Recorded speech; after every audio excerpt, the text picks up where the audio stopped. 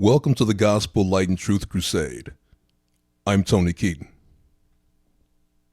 April 14th is the anniversary of the assassination of the 16th President of the United States, Abraham Lincoln. And I want to commemorate that day more so than his birthday. Okay, you can make a big deal about his birthday. He was born February 12th, 1809. I believe his birthday, I believe now it's called President's Day. I believe it is. But, you know, given what President Lincoln did for our nation, and especially for Black Americans, I'm not going to say African Americans. See, an African American, to me, is an African, born and raised in Africa, who comes to the United States and obtains American citizenship. That's an African American. Just like a Russian that comes to the United States and becomes American is called a Russian American. A Cuban who comes to the United States and becomes a nationalized American is called Cuban American, and so on and so forth. Why are blacks called African Americans? I don't have a problem with it. Don't get me wrong. I understand where it's coming from, because we basically had our history stripped from us. Most of us don't even know.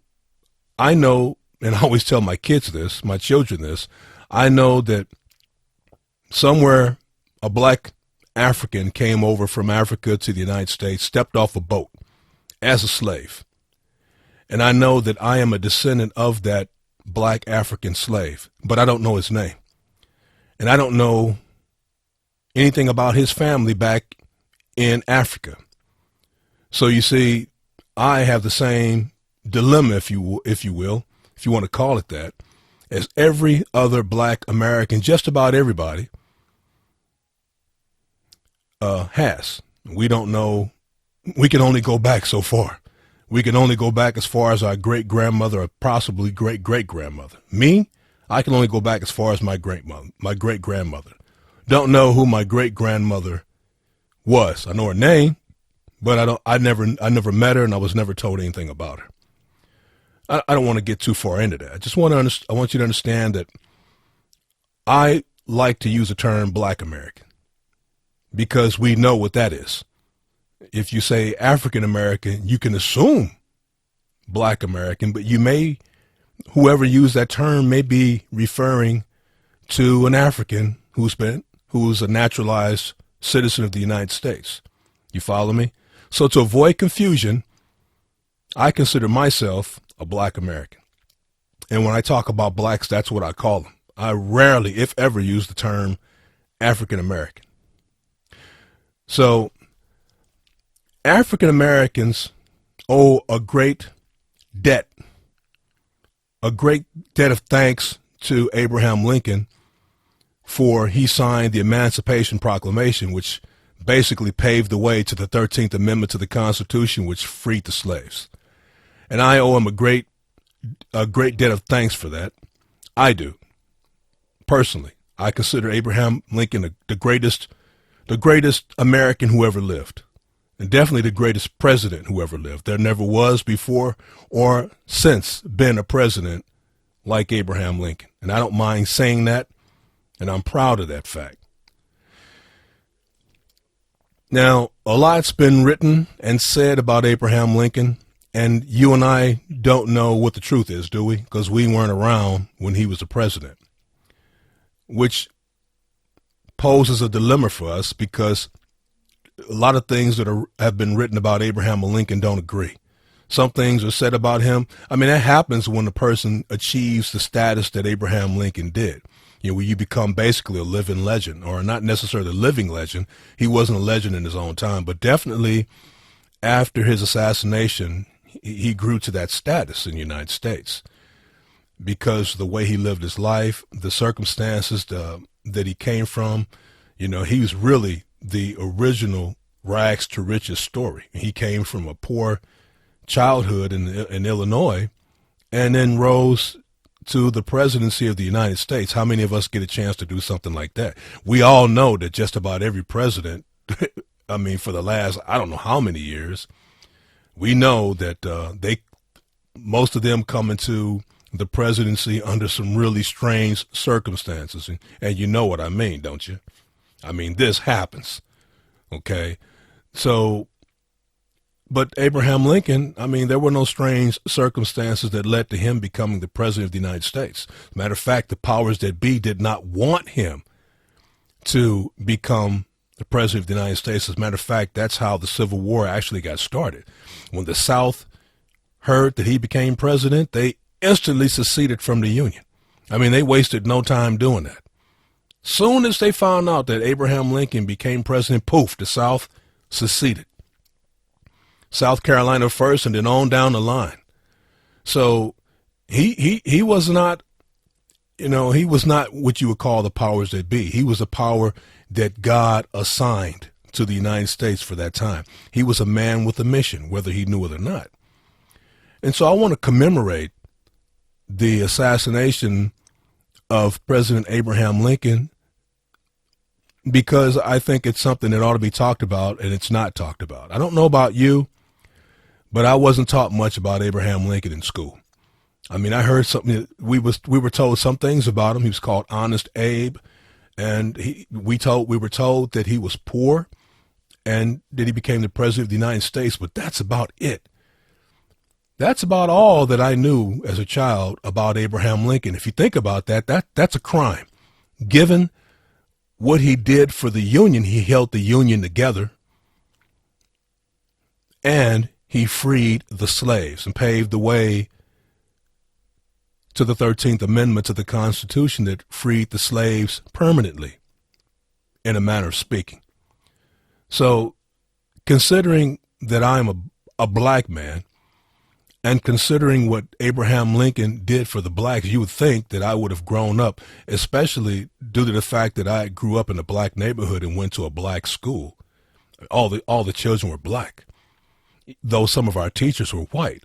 But it was a black school in a black neighborhood.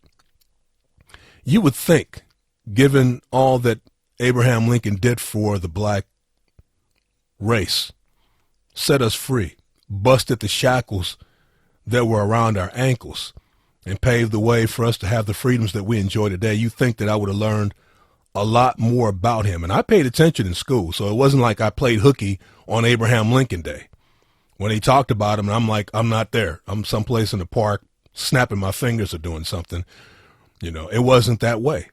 I mean, I paid attention in school. We just did not learn much about the man. We weren't taught much about him. And I'm going to explain why that was shortly. As a matter of fact, it is my hope that by the end of this broadcast, you will understand completely why I, and subsequently most of you, have not been taught much about Abraham Lincoln. That was no accident. Now, one thing that I was told about Abraham Lincoln when I was a child is that he was assassinated. He was at the Ford's Theater. That much I remember from a child. He was at Ford's Theater attending a play or something like that, and that he was shot in the back of the head by a man named John Wilkes Booth. The thing is, we were never told why he was shot. We never told what beef that Booth had with the president of the United States. If you think about it, I don't know what you learned. I never was told why this happened. It made no sense to me why this man and they just said he was just an actor. Think about it now. Just an actor. Just this actor guy decided to shoot the president of the United States in the back of the head and kill him. It made no sense to me as a child. Things that don't make sense really don't make sense to you when you're a kid. When you grow up, you learn to rationalize things. You listen to people, and things that don't make sense, you can make them make sense. They'll make sense to you if you try hard enough. But as a child, things that don't make sense tend to not make sense. And this is what happened with this actor, John Wilkes Booth, shooting the president of the United States in the back of the head. And the fact that he even got that close to the president of the United States is something I've always wondered about. Doesn't the president have guards? I always thought he did. You look at any of the presidents now, try to get close to them and see what happens. You're not going to get far. You're not going to get within a kilometer of the president. Not for real. So I'm thinking, how did this actor get close enough to the president of the United States to shoot him in the back of the head? But by the time we're through with this program, you will understand possibly why it happened, because I wasn't there. I wasn't there. So whatever I'm going to say, you can't, it's just my opinion. And it's an educated opinion. It's based on facts according to the people who gave them. I wasn't there. So basically what I'm doing here is giving you food for thought, because I don't know about you, but Abraham Lincoln was a great man for me. If it were not for what he did, you would not be listening to this podcast, because I would be out in the field somewhere working my fingers to the bone. There's no way I'd be close to a microphone doing anything like this. I'd be somewhere chopping cotton. This is what I'd be doing. So I don't have any reservations about doing this podcast, because Abraham Lincoln died so that I could have the right to do this podcast. You know, I tend to back things that people die for, not idiots that jump off houses and bridges. And no, that's not what I'm talking about. I'm talking about Abraham Lincoln, for one. Like Tyndale gave his life to give us the Bible. William Tyndale I'm speaking about. So I tend to back things that people die for, if that makes any sense to you. I don't tend to shrink or to shy away from those things, because somebody died to give me the right, not the privilege, but the right, because it should be a right. If it weren't for certain people, it would be a right. It should be a right to read what you want to read, especially when in matters of religion, matters of faith. It wasn't always like that, though, was it? So William Tyndale died translating the Bible into a language that I can understand, because I speak English. And he died to translate the Bible into English so that lay folks just like me and you could understand it. So I'm only going to stick with the King James version of the Bible, because that man died that I have the right to read that.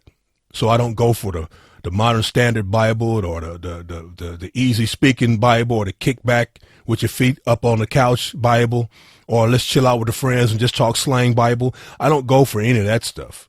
I read the King James Bible. And there are a lot of people that don't like that. And I'm so sorry for you, because I could care less. I really want to talk about Abraham Lincoln, but not really go into a lot of his life. What I want to do is I want to talk about the circumstances. I want to talk about things about Abraham Lincoln that you may not know, because I did not know them until I read this particular book, which is a source for most of the information that I'm going to share with you tonight. And so I want to not talk about the things that are normally covered in that you normally get out of school, or in most of the books that you've probably read, if you've read any about Abraham Lincoln. I want to talk about things about him that you may not know. But first, what I'm going to do is I'm going to read you a short biography, and I mean very short, so you can bear with me on this, from Abraham Lincoln, of Abraham Lincoln, I should say. And this comes from the Encyclopedia Britannica. And I quote, "The 16th President of the United States, Abraham Lincoln, preserved the Union during the Civil War and brought about the emancipation of the slaves. Among American heroes, Lincoln continues to have a unique appeal for his fellow countrymen and also for people of other lands. This charm derives from his remarkable life story, the rise from humble origins, the dramatic death, and from his distinctively human and humane personality, as well as from his historical role as savior of the Union and emancipator of the slaves. His relevance endures and grows especially because of his eloquence as a spokesman for democracy. In his view, the Union was worth saving not only for its own sake, but also because it embodied an ideal, the ideal of self-government, which was of interest to the people of the entire world. Hence, the universality of his continuing appeal. Unquote. This again from the Encyclopedia Britannica, and I believe I have the 1985 edition. Now I'm going to read you another biography, and this comes from the Collier's Encyclopedia. It's just going to add just a little bit more information about Abraham Lincoln, if you can bear with me for a second. Now I'm quoting the Collier's Encyclopedia 1991 edition. Quote, Abraham Lincoln was one of democracy's greatest exponents. He overcame humble origins to win the country's highest political office. As a boy, in spite of little formal schooling, he learned to read and made good use of all the books he could find. At 22, he worked as a deckhand on the Mississippi River flatbeds. Through his employer, he obtained a job as a clerk and started a none-too-successful career in storekeeping. The first known photograph of Lincoln was taken in 1846 when the 37-year-old Lincoln was the United States representative from Springfield, Illinois. National political recognition came to Lincoln as a result of his debates with Stephen A. Douglas during the 1858 Illinois campaign for United States Senator. Although Lincoln lost the election, the Republican Party offered him the presidential nomination in 1860. Lincoln was sworn in at his first inauguration on March the 4th, 1861, as 16th President of the United States. The following month, with the firing on Fort Sumter, the Civil War broke out. At Antietam Creek, Sharpsburg, Maryland, in October 1862, President Lincoln authorized General John McClernand to raise a force for an expedition against Vicksburg, Mississippi. On April 14, 1865, a few days after the surrender of General Robert E. Lee, the 56-year-old Lincoln was fatally shot in his box at Ford's Theater. His assassin was John Wilkes Booth, an actor from Virginia. Lincoln died in a rooming house across the street the next morning. Unquote. So there you have it in a nutshell, the life of, and I do mean a nutshell, of the 16th President of the United States, Abraham Lincoln. Now, the reason I want to do this is not, it's because, as I said, I have a personal stake in this, being that I'm black, and Lincoln was the one who stuck his neck out for the black race. The reason why I say that is because it could have been done by any president prior to Lincoln, but Lincoln did it. It could have been done before, and probably with the same results. And I'm sure, and I've said this over and over again, and I stress this to my children. The reason I consider Abraham Lincoln a great man is because this man knew what would happen when he did that. I have no doubt in my mind that when Abraham Lincoln signed the Emancipation Proclamation and when he pushed through the 13th Amendment to the United States Constitution, he knew what was going to happen to him. I'm sure. I'm just absolutely sure. So and when I get done reading what I'm going to read to you, you will know also what I know, that the man knew that he was risking his very life when he did these things. So it's important that we, Satan hates black people. You need to understand this. And I wrote an article about that called, Does God Hate Blacks? And it was because I had a conversation with a particular person a few years ago, and this person asked the question, does God hate blacks? And I thought about that. I said, I know we've gone through a lot in our history, but does God hate us? So what I always do is I go to the Bible, because, see, the answer to every problem, to life's problems, every single one is in the Bible.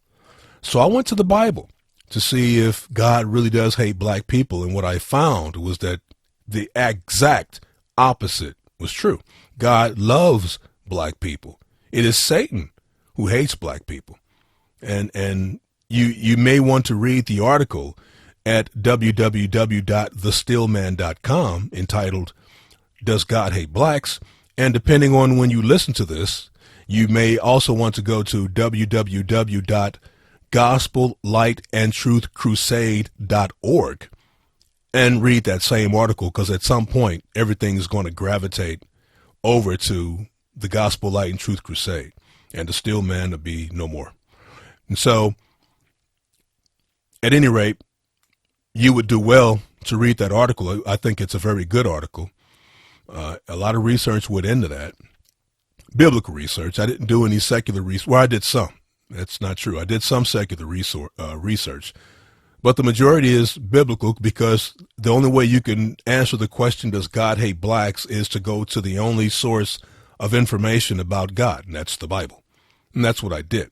So if you want to know why Satan hates us so much, you may want to go to and read that article. And you'll also find out that God absolutely loves the black race, which is the reason why Satan hates us, which is one reason why we go through so much. Now, what I want to say next is it's going to be very controversial. I know a lot of people are not going to like what I'm going to say. However, it was said by others, so I didn't make it up. But if what I want you to do after you've listened to this program, I hope it's food for thought. It will make you go and research some of the publications that I'm going to give you. I'm only going to give you a couple. You may want to research those, find out the truth for yourself. Because you see, I've always wondered why Abraham Lincoln was killed. I was just told that John Wilkes Booth was an actor. And I'm wondering why an actor would kill the president. I mean, I can understand you're not liking his policies, but why kill him? Why don't you just wait a little while? He's not going to be president forever.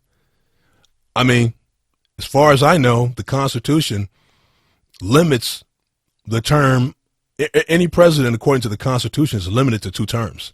So if you wait about 8 years, he'll be gone. And that's maximum. Not many presidents are reelected these days. Well, that's not true. Our last 3 were reelected, weren't they? Something like that. So yeah, it happens. But if he's really all that bad, he probably won't be reelected. Just wait. Why go kill him? Doesn't make any sense to me, unless there is another agenda, which is what we're here to talk about today. Because it would appear that there was, in fact, another agenda that led this man, John Wilkes Booth, to kill the 16th president of the United States, Abraham Lincoln. And it didn't have anything to do with him just not liking the president's policies. This man was on a mission, and as far as he was concerned, it was a mission from God. Now, there's a book that I want you to read. It's actually on the website under the bibliography section, and it's called 50 Years in the Church of Rome. It was written by a man named Charles Chiniquy, who was a former Roman Catholic priest who was in that system for 50 years, which is why it's called the 50 Years in the Church of Rome. Let me read you or quote you what's at the top of the book, and this is going to blow your mind. It blew my mind when I read it. Listen to this now. On the cover of the book, right at the top, is in quotations, and it says this, and I quote, and I should say these are the words of Charles Chiniquy, the author of this book, 50 Years in the Church of Rome. I say again, quote, I come fearlessly today before the American people to say and prove that the President Abraham Lincoln was assassinated by the priests and Jesuits of Rome, unquote. Or not those powerful words? They were powerful to me. When I read that, it blew I still can remember when I first read that. It blew my mind. I said, what? Are you kidding me? Are you kidding me? Remember, I'm from St. Louis, Missouri. Now, St. Louis, Missouri is a thoroughly Roman Catholic city in a thoroughly Roman Catholic state in a thoroughly Roman Catholic Midwest of the United States. So, I mean, you can't get much more Catholic than St. Louis, unless, of course, possibly you go to Baltimore. Baltimore is pretty Baltimore is pretty Catholic too. Matter of fact, remember, Baltimore is capital of what? Maryland. And we say Maryland, but if you say it the way it's written, you would say Maryland, as in land of the Virgin Mary. That's pretty heavy duty, though some of them say it's named after like a Queen Mary or something like that. But that's not what I see when I look at that name. But anyway, when I first read this, it blew my mind. Because, like I said, I'm from St. Louis, Missouri, and everything that you see and hear about the Catholic Church has always been positive. You don't hear about any scandals. I didn't hear about any scandals until I was a grown man. And so you didn't even want to believe it because that's not what you see. You know, Catholics just seem like really, and I'm not speaking against the people because I'm more than certain there are some decent Roman Catholics. As a matter of fact, I know a couple. Just to be honest with you, okay, I've met some people I thought were pretty decent. They just happen to be Roman Catholic, and I don't think that everybody's acting. You know, some people are decent. However, the more you learn about the Roman Catholic Church, the more you have to wonder, because not everything is what it appears to be. So when I heard this, when I read this, it like I said, it blew my mind. You mean tell me that the Catholic Church was responsible for killing a president? Are you kidding me? And then I go to read the book, and Charles Chiniquy talks about, the things that he's talking about is just incredible. But then when you think about the scandals that have come out involving the Roman Catholic Church, they don't seem so incredible after all. I mean, they did it first until, you go and you consider everything that's been said, all the things, the homosexual priest scandals and all these things. These are Roman Catholics that are bringing these priests up on charges, not Protestants or some other, these are Catholics that are saying, these priests are guilty of these things. So when you think about that, then you have to wonder if Charles Chiniquy is not telling the truth. So I read this book and it blew my mind that he comes out and says that the Roman Catholic Church killed President Lincoln. Then he just offers up so much evidence that you got to just wonder what this is, a mountain of evidence that he offers up. Now, I want to talk about something else if you give me a second here. Christian publisher Jack Chick has a series of comic tracks, if you will, called The Crusaders. It's actually the testimony of a former Jesuit priest called Alberto Rivera. He used to be a Jesuit, according to Chick in his own testimony. And you can find videos of Alberto Rivera on YouTube. And they're pretty good. He's preaching some pretty powerful stuff. Jack Chick, what he did was he took the book 50 Years in the Church of Rome and he did a comic about it. In other words, a really condensed version of the book, because the book has some almost 600 pages is the book. And so that's a lot to read. I've read it like twice. It's a difficult read in a way, unless you have a really good command of the English language, because this guy writes, this was written in the 19th century. And so he's using really English that for most people would be considered archaic now. But if you've got a decent command of the English language, then this is a good read. Well, Jack Chick took the book and really condensed it and put it in comic form, in a comic book form. It's only 32 pages, I believe, the book. And it's called The Big Betrayal. And what it is, as I said, is a condensed form of the book 50 Years in the Church of Rome. Now, there's a part of the book where he actually quotes Alberto Rivera saying what happened after Abraham Lincoln was killed. And this is very interesting.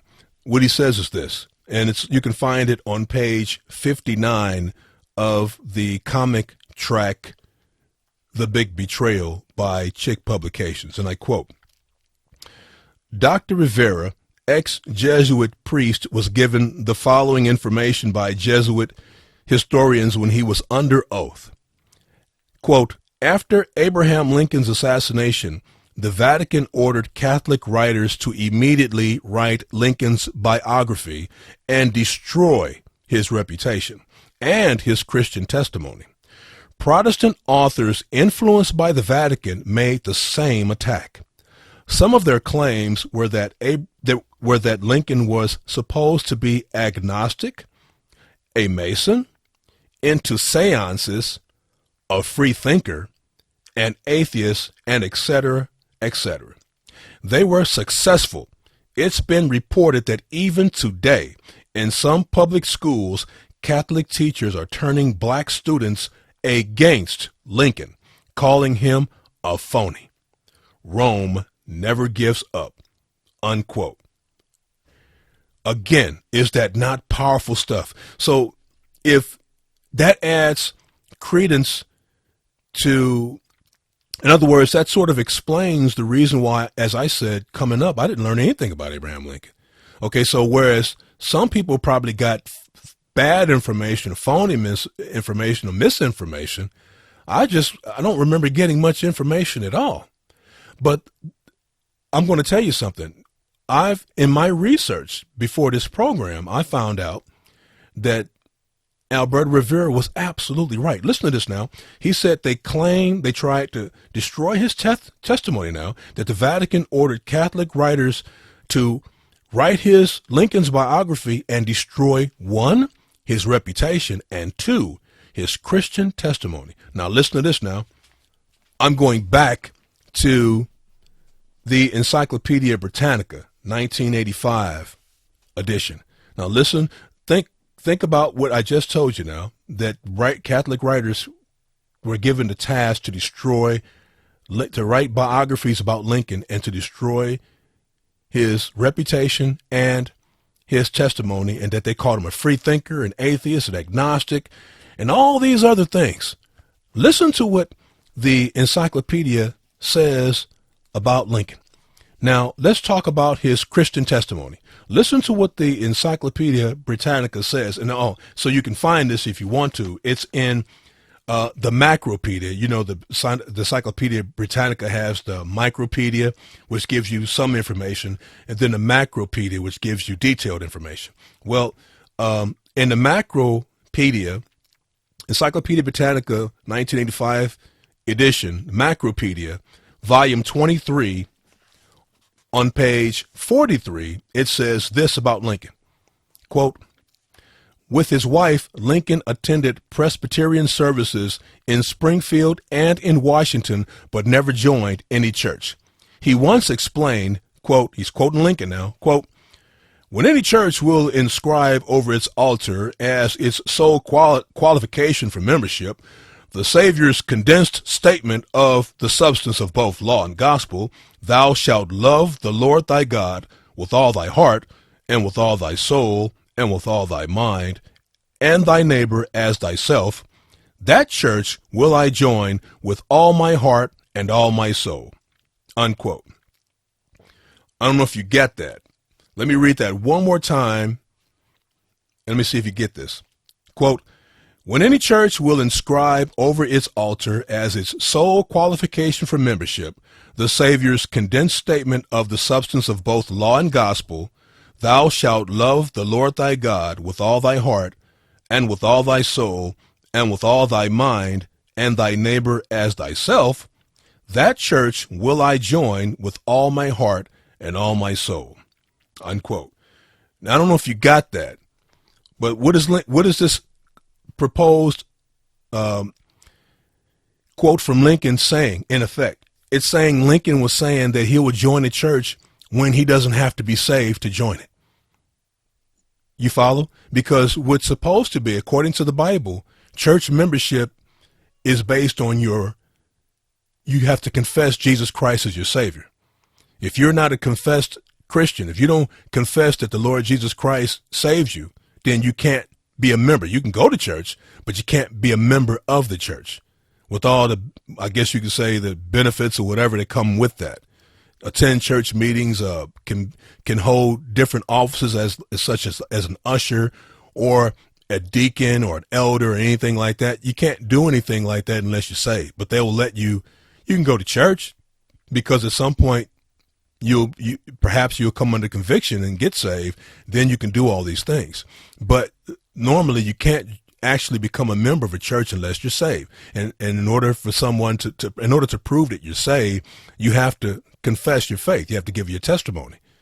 And so, but here, this quote that's been ascribed to Abraham Lincoln, he's saying, I'll join the church when all that is required for me to be a member is that basically the golden rule, okay? Do unto others as you would have them do unto you. In other words, this person is quoting Lincoln as having said, hey, when I can just be a member of a church just by believing the golden rule, then I'll become a member. Basically, what he's saying here is you don't have to be saved. He wants to join a church where salvation, that is, belief in trusting in the shed blood of Jesus Christ, which he shed on Calvary for our sins. Basically, this quote is saying that Abraham Lincoln said, when I can find a church where I don't have to confess the Lord Jesus Christ as my Savior, I don't have to be trusting in his blood to be a member. All I have to do is just love God with all my heart and with all my mind and love my neighbor as myself. Then I could be a member. If I can do that, then I'll be a member. And you need to understand, a lot of people say that even to the day. They just totally disregard the blood that Jesus Christ shed on Calvary. And they say that, hey, as long as I treat people good, as long as I treat people right, as long as I love my neighbor and I love God, that's it. When the Bible says that he who denieth the Son, the same hath not the Father. So if you deny Jesus Christ, then you don't have God the Father either. But a lot of people say, hey, I love God with all my heart. I'm not thinking about Jesus Christ. I love God. And they say, as long as I can do that and just love people and treat people right, then that should be all that's required. Well, this is basically what this quote that has been ascribed to Abraham Lincoln is saying. That Abe Lincoln said, hey, I'll join a church when all I have to do is believe, just love God and love my neighbor. And since it has been said that he never joined the church, then what Encyclopedia Britannica is trying to say is that Abraham Lincoln wasn't a Christian. He just said, hey, I love God and I love my neighbor. That's it. And if he never joined the church, then that's saying that he never found a church that would let him do that. And what Christian church is going to let you do that, right? So this confirms, this lends credence to what Alberto Rivera said, that Catholic writers were given the mission to write biographies that destroy his reputation and his Christian testimony. Right there, that destroyed his Christian testimony. Remember, Alberto Rivera also said that he was accused of being a free thinker, an atheist, an agnostic, and all these things, right? I'm going to keep reading now. Right below the quote I just gave you, listen to what it says about Lincoln. Listen now. And they said he was a free thinker too, right? Free thinker, atheist, agnostic, and all these other things. Listen now. Quote, early in life, Lincoln had been something of a skeptic and free thinker. Free thinker. His reputation had been such that, as he once complained, the church influence was used against him in politics.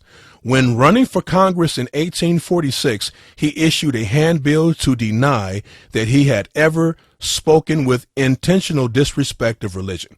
He went on to explain that he had believed in the doctrine of necessity, as opposed to God. Now, this is my own words, as opposed to God. He believed in a doctrine of necessity.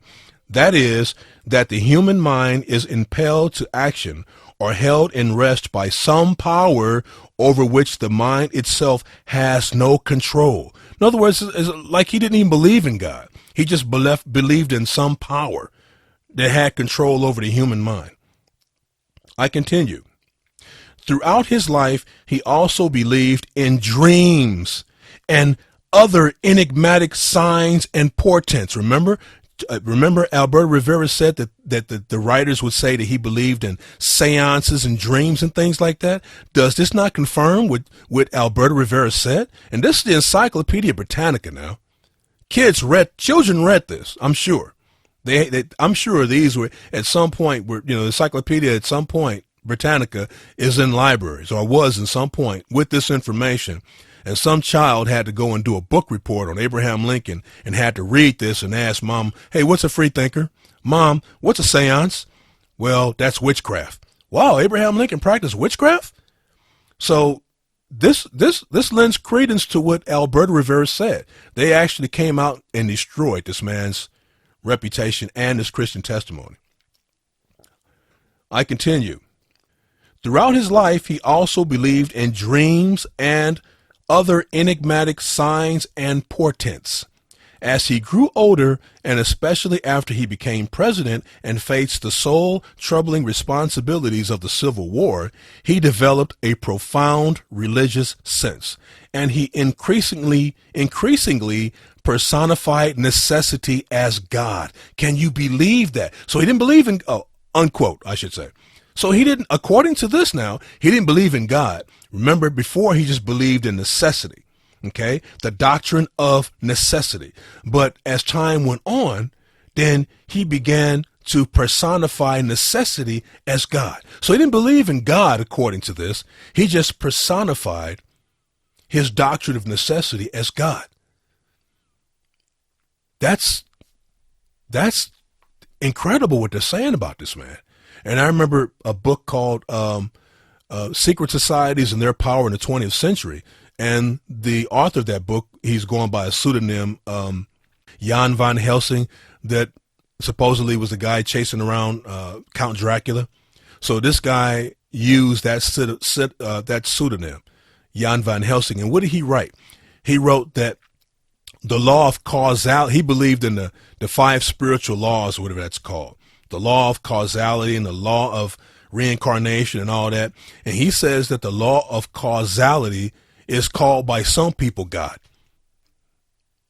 So this is almost the same thing. It's like saying that, and this guy's this book, Secret Societies and Their Power in the 20th Century, that's New Age all day and all night.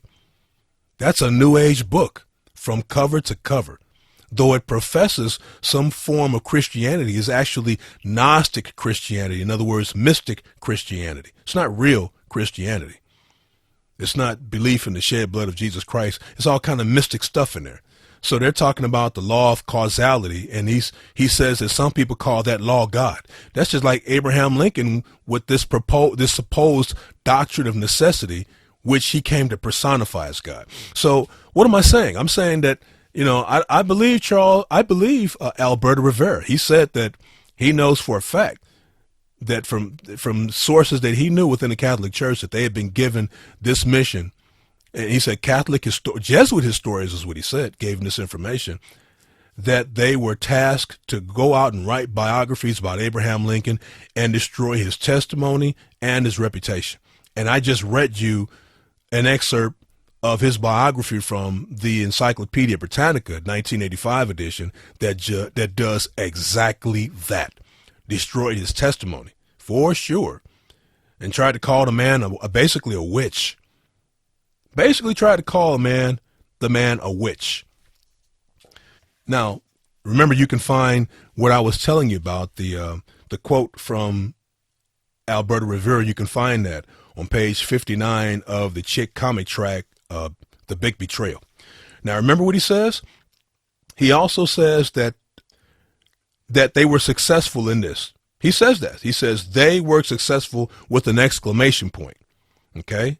And says, talking about the writers that destroyed that were tasked to destroy his testimony, his Christian testimony and his reputation. He says they were successful. And he goes on to say, quote, "It's been reported that even today, in some public schools, Catholic teachers are turning black students against Lincoln, calling him a phony." Unquote. Now, why is that important? I told you that I never heard much about Lincoln coming up. If I did, probably never heard the truth, but I don't remember hearing much about him. But he says, Rivera goes on to say that they were successful, and these teachers turning black students against now Abraham Lincoln. Now, how are they doing that? One way they're doing that I know for a fact, because I've heard this from several sources, and I've heard it, oh, goodness gracious, that one Gates, I forget his name, the black historian from Harvard, the black Harvard historian Gates. I think his name is Bill Gates, William Gates too. Yes, I'm pretty sure that's what it is. I heard him say that also.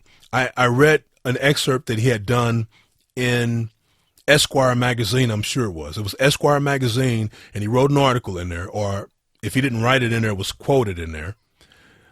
And he said that Abraham Lincoln did not really want to free the slaves. Gates said this. Abraham, if I'm not mistaken, if I remember that article, and that was like 15, 20 years ago, so I could be mistaken. But somebody within the sound of my voice knows whether that was true or not. Maybe you've heard something like that. But I remember Gates being quoted as saying that, or either he wrote in an article himself, that Abraham Lincoln did not really free the slaves. He didn't want to. All he did was he signed the Emancipation Proclamation just to keep the Union together. He didn't really want to free the slaves. So this is a lie that's being told about Abraham Lincoln, that he didn't really want to free the slave. He just did it out of necessity. Think about that now, because they've already set him up for failure by saying that he was a man of necessity and that God to him was just necessity. If something has to be done, he does it. And then he can say that God told him to do it and was really what he thought he needed to do. So they've already set him up by saying he was that type of man. Then they turn around and said he just did it because it had to be done, but he didn't really want to do it. And this is actually said in the Encyclopedia Britannica. Again, it says the same thing about him. On page 46 now, this is what it says about Lincoln. Quote, as president, Lincoln was at first reluctant to adopt an abolitionist policy. There were several reasons for his hesitancy. He had been elected on a platform pledging no interference with slavery within in the states. So listen now, they're saying here in the Encyclopedia Britannica that when Lincoln ran for president, he was saying that he was not going to mess with the issue of slavery. This is what they're saying. But Charles Chiniquy in his book flat out said that when the South found out that Abraham Lincoln was elected, they instantly seceded. And the funny thing is, even this book, the Encyclopedia Britannica, says the same thing, that the South seceded when they found out that Abraham Lincoln was elected. But they're trying to say now that Lincoln ran on that he said that he wasn't going to touch slavery. And so they're actually contradicting themselves, actually. But I'll go on. Listen now. There were several reasons for his hesitancy. He had been elected on a platform pledging no interference with slavery within the states, and in any case, he doubted the constitutionality of federal action under the circumstances. And he feared that an abolitionist program might impel the government, in particular his native Kentucky, toward the Confederacy. So he held back, listen now, so he held back while others went ahead. They're saying now that Lincoln, he held back now on freeing the slaves while everybody else went ahead. And it goes on. When General John C. Fremont and General David Hunter, within their respective military departments, proclaimed freedom for the slaves of disloyal masters, Lincoln revoked the proclamation. So here are these generals now saying we're going to free the slaves of these masters that are not going along with what we want to do here. And Lincoln says, no, don't do that. It goes on. When Congress passed confiscation acts in 1861 and 1862, Lincoln refrained from a full enforcement of the provisions authorizing him to seize slave property. In other words, to seize slaves. And when Horace Greeley in the New York Tribune appealed to him, Lincoln, to enforce these laws, Lincoln patiently replied on August the 22nd, 1862, and I quote, listen to this, my paramount object in this struggle is to save the Union, and is not either to save or to destroy slavery. If I could save the Union without freeing any slave, I would do it. And if I could save it by freeing all the slaves, I would do it. And if I can save it by freeing some and leaving others alone, I would also do that, unquote. So now, listen now, according to the Encyclopedia Britannica, Abraham Lincoln could care less about the slaves. He could care less. They're saying at first he ran he ran for president on a platform of, hey, I'm not going to touch slavery. And then later on, he held back while everybody else went forward with this. Everybody else went forward, Lincoln held back. He just didn't want to do it. And he finally said, hey, if I can free all the slaves and save the Union, I'd do it. If I could free some of the slaves and keep other ones slaves, I'd do that. If I didn't have to, like he did not care. But listen now, listen, Jack Chick, in this book, The Big Betrayal, which is a condensed version of the book 50 Years in the Church of Rome. Listen to what he says now about Abraham Lincoln when he was running for president. Remember, he was running against Stephen A. Douglas, right?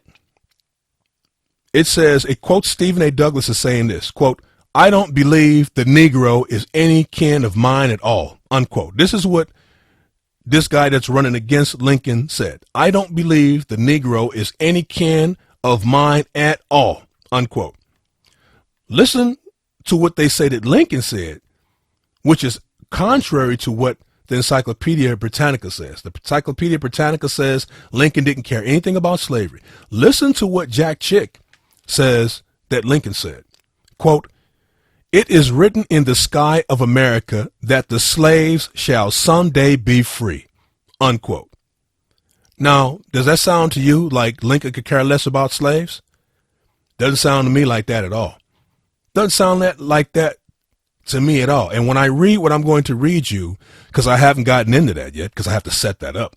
When I read what I'm going to read you from the book 50 Years in the Church of Rome, you will come to believe that if you've heard that same thing, and I've heard this, that Lincoln could care less about the slaves, you're going to come to find out that that was entirely mistaken, that somebody's lying, because they're not even close. One says Lincoln could care less, and another source says that Lincoln is saying that slaves are going to be free one day. When I quote you some of the other things that Charles Chiniquy said that Lincoln said, you're definitely going to understand that somebody's lying. If you don't want to believe that Abraham Lincoln really cared about slavery, then you're going to have to believe that the person that said that is a liar. If you're inclined to believe that Abraham Lincoln did in fact care for the slaves, then you're going to have to come to the conclusion that those who say he could care less are lying. But you're not going to have any middle ground anymore. Oh, and let me add something to this. Remember, Alberto Rivera said that the historians went right to work on destroying Lincoln's reputation and Christian testimony, remember? And he said that Catholic teachers were at work, busy turning black people against Abraham Lincoln. Remember that? Now, remember that think about this now, because what I'm going to tell you is going to blow your mind, but it's something you can easily go and research, because I heard it, and when I heard it, it blew my mind. You can easily research this because it's out there in the public domain. Listen now. Supposedly, Abraham Lincoln didn't care anything about the slaves, and we find out that it said that he did, and that Alberto Rivera said that they went to work to destroy his testimony and his reputation and everything. And we know that one way they did this was to say that Abraham Lincoln did not care about the slaves. He really didn't want to free them at all. He just wanted to save the Union, and that he was wishy-washy, okay, and that he held back with going forward with abolition of slavery while everybody else moved forward. He held back, right? If you don't believe that, think about something. Dr. Martin Luther King, who no black these days, not hardly any to my knowledge, care anything about Abraham Lincoln. You never hear them make a big deal when his birthday comes around. Or, as in the case of what I'm doing now, the anniversary of his death. No one cares. But let Dr. Martin Luther King's birthday come around and everybody's people go berserk. Blacks in America, it's this type of this going on and that going on, this celebration, celebration. Everybody's going down to Atlanta, to the King Center and all this, and no one cares what Lincoln did. But remember now, Alberto Rivera said that they're destroying his reputation. It's really working among the blacks, right? Do you know that it even worked with Dr. Martin Luther King? Do you know that in Dr. Martin Luther King's I've been to the mountaintop speech, he actually echoes this false sentiment about Abraham Lincoln, like he didn't care, like he was the same way the Encyclopedia Britannica says that he held back and everybody else moved forward. Do you know Dr. Martin Luther King says something like that about Abraham Lincoln in his I've been to the mountaintop speech? I'm going to quote you something. I'm starting right about in the middle, where he's talking about he would go here and he would go to Mount Olympus, which if you think about it, you know, which is crazy for a so-called Protestant pastor to say. Why would he go to Mount Olympus? That's like the home of idolatry, right? But he says this. But anyway, he's talking about I would go here and I would go there, if you recall his speech. I'm going to pick up in the middle. Quote, this is Martin Luther King in his speech now. I've been to the mountaintop. Quote, I would even go by the way that the man for whom I am named had his habitat. And I would watch Martin Luther as he tacked his 95 Theses on the door at Wittenberg. But I wouldn't stop there. This is where it gets interesting. Listen, I would come on up even to 1863 and watch a vacillating president by the name of Abraham Lincoln finally come to the conclusion that he had to sign the Emancipation Proclamation, unquote. Did you hear that? He called Abraham Lincoln a vacillating president. You know what vacillating means? That you go back and forth. That's what vacillating means. It means you wishy-washy. You're going back and forth. You can't make up your mind. Dr. Martin Luther King Jr., who all black people look up as to some modern day Moses, okay? And I tell you, he's not all that he seems to be. Just a couple of things, just rudimentary research, and you'll see that Dr. Martin Luther King was not all that people claim him to be. But that's the subject for another program that I'll do, God willing. But listen to what he said. He calls President Abraham Lincoln a vacillating president. And it's the way he says it. And watch a vacillating, not the great president or the president of the United, a vacillating president by the name of Abraham Lincoln. That's a really condescending way to talk about a man that Martin Luther King couldn't be what he was if it were not for Abraham Lincoln. Think about it now. If Abraham Lincoln had not done what he did, Martin Luther King would not be able to do what he did. But does he give Abraham Lincoln any credit? He gives him none. I will come up even to 1863 and watch a vacillating president by the name of Abraham Lincoln finally come to the conclusion that he had to sign the Emancipation Proclamation. In other words, as though he would never do it unless he had to. And this was because it was set up. He'd been set up already. Lincoln, I'm saying, had already been set up to look like a man that did only what he had to do. His God was necessity, remember? So what am I trying to say here? I'm saying that I believe Alberto Rivera, when he says that the Vatican gave Catholic writers the job to go out and destroy Abraham Lincoln's reputation and his Christian testimony, I believe that. When he says that Catholic teachers were turning black children away from against Abraham Lincoln, I believe that because I just read you part of the speech, a monumental speech that just about everybody, some people know it by heart, from one of America's, it's black America's at least, most beloved civil rights leader, Dr. Martin Luther King, and he is echoing this same sentiment that Abraham Lincoln only did what he had to do. He didn't really want to do it. So yes, I believe what Dr. Alberto Rivera said. Why? I just gave you all kind of proofs that it's actually happening. And we see the fruit of it.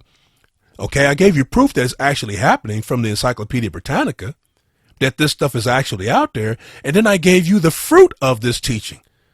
One of black America's most beloved people, civil rights leader, who is almost like the black Moses to a lot of people, echoing the same thing. So yeah, did it work? Yes, it worked.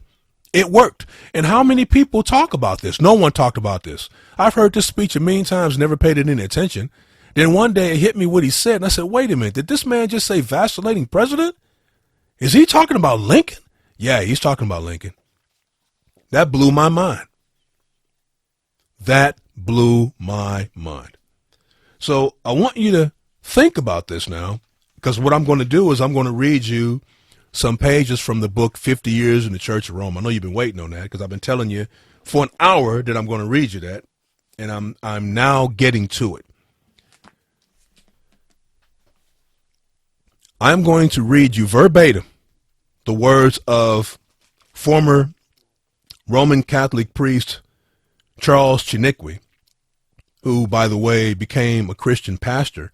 And I can tell you a lot about Charles Chiniquy from this book. It's absolutely fascinating. Pardon me.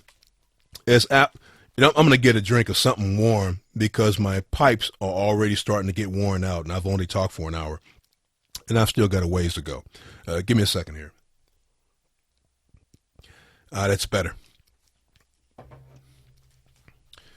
Now, I'm going to be reading you this verbatim from the book 50 Years in the Church of Rome. And remember now, Charles Chiniquy says from the outset, it's like on the front of the book, that President Abraham Lincoln was assassinated by the priests and the Jesuits of Rome.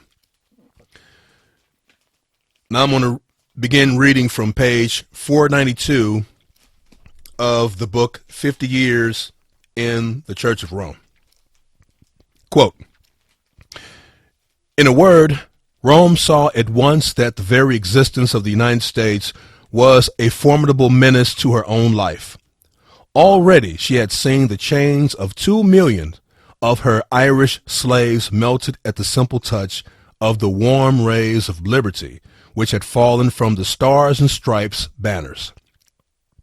From the very beginning, she perfidiously sowed the germs of division and hatred between the two great sections of this country, and she felt an unspeakable joy when she saw that she had succeeded in dividing its south from the north on the burning question of slavery. When it says she now, Chiniquy's talking about the Roman Catholic Church. When he says she, he's talking about Rome. I continue. She looked upon that division as her golden opportunity to crush one party by the other and reign over the bloody ruins of both has invariably been her policy. She hoped that the hour of her supreme triumph over this continent was come. She ordered her elder son, the Emperor of France, to keep himself ready to help her to crush the North by having an army in Mexico ready to support the South. And she bade all the Roman Catholic bishops, priests, and people to enroll themselves under the banners of slavery by joining themselves to the party of the democracy.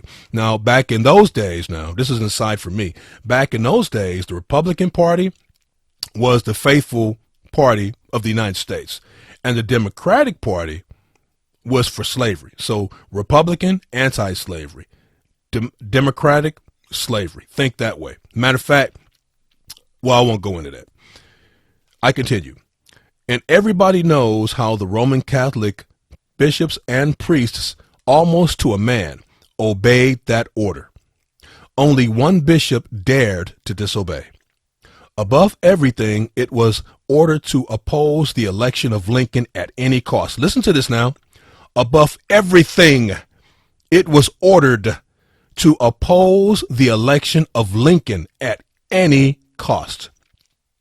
For from the very first day that his eloquent voice had been heard, a thrill of terror had gone through the hearts of the partisans of slavery. The Democratic press, which was then, as it is still now, almost entirely under the control of the Roman Catholics and the devoted tool of the Jesuits, deluged the country with the most fearful denunciations against him. They called Lincoln an ape, a stupid brute, a most dangerous lunatic, a bloody monster, a merciless tyrant, etc., etc. Have you ever been told that in school? I know I haven't. I continue. In a word, Rome exhausted all her resources of language. She ransacked the English dictionary to find the most suitable expressions to fill the people with contempt, hatred, and horror against Lincoln. But it was written in the decrees of God that honest Abraham Lincoln should be proclaimed President of the United States, the 4th of March, 1861. At the end of August, having known from a Roman Catholic priest, whom, by the mercy of God, I had persuaded to leave the errors of popery, that there was a plot among them to assassinate the president, I thought it was my duty to go and tell him what I knew, at the same time giving him a new assurance of gratitude for what he had done for me. You see, earlier in the book, when it says gratitude for what he had done, early in the book, Chiniquy explains how a lot of Roman Catholic priests had come against him and were trying to get him kicked out from the Roman Catholic Church, trying to get him excommunicated. They took him to court and all that on trumped up charges that they made up. And his lawyer was Lincoln. Can you believe that? That was before Lincoln became president. So Lincoln became Charles Chiniquy's lawyer and actually won this case for him. But they said that actually Chiniquy says in his book that when he did that, he had already gotten on Rome's bad side. They were already planning to get him anyway. According to Chiniquy, I continue. Knowing that I was among those who were waiting in the antechamber, Lincoln sent immediately for me and received me with greater cordiality and marks of kindness than I could expect. I am so glad to meet you again, he said. You see that your friends, the Jesuits, have not yet killed me, but they would have surely done it when I passed through their most devoted city, Baltimore, had I not defeated their plans by passing incognito a few hours before they expected me. We have the proof that the company which had been selected and organized to murder me was led by a rabid Roman Catholic called Byrne. It was almost entirely composed of Roman Catholics. More than that, there were 2 disguised priests among them to lead and encourage them. I am sorry to have so little time to see you, but I will not let you go before telling you that a few days ago I saw Mr. Morse. When he says Mr. Morse, he's talking about Samuel F.B. Morse, who was the inventor of the telegraph machine and Morse code, okay? So a lot of you probably don't remember him. Maybe some of you do. I've never heard much about him, but I did learn about him in school. But listen to what, we only hear about Morse as being the inventor of Morse code and the telegraph. Listen to what else Morse is known for, but only by a few people. Listen to this now. I saw Mr. Morse, the learned inventor of electric telegraphy, and he told me that when he was in Rome not long ago, he found out the proofs of a most formidable conspiracy against this country and all its institutions. It is evident that it is to the intrigues and emissaries of the Pope that we owe in great part the horrible civil war which is threatening to cover the country with blood and ruins. So according to this book now, President Lincoln knew that the Civil War, the bloodiest war in the history of the United States, was actually instigated by the Roman Catholic Church, by the Pope, because according to this man, Charles Chiniquy, their plan was always to take over the United States. And I talk about that. I wrote a series of articles called The Roman Catholic Takeover of America, which you can find at the website, www.thestillman.com.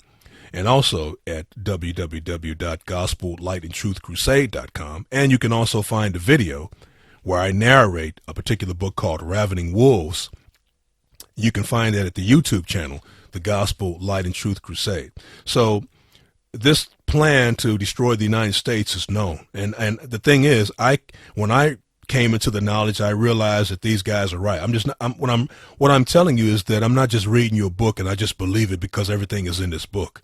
I go out and I did my own research, and then I realized that it's true. And I know that others have gone way farther than me, but what I'm trying to say is I've seen enough to where I'm convinced. Now I continue. I am sorry that Professor Morse had to leave Rome before he could know more about the secret plans of the Jesuits against the liberties and the very existence of this country. But do you know that I want you to take his place and continue that investigation? My plan is to attach you to as my ambassador of France, as one of the secretaries. And I'm going to skip further. This part is, you don't need to know this.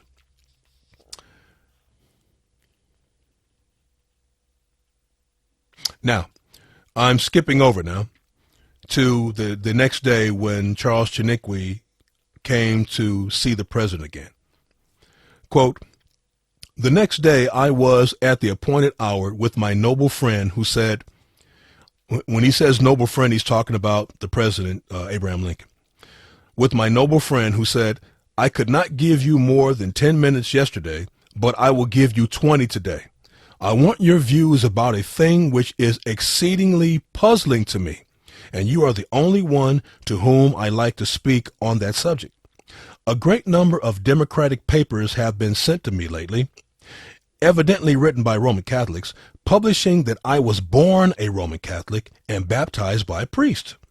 They call me a renegade, an apostate, on account of that, and they heap upon my head mountains of abuses. At first I laughed at that, for it is a lie. Thanks be to God, I have never been a Roman Catholic. No priest of Rome has ever laid his hand on my head. But the persistency of the Romish press to present this falsehood to their readers as a gospel truth must have a meaning.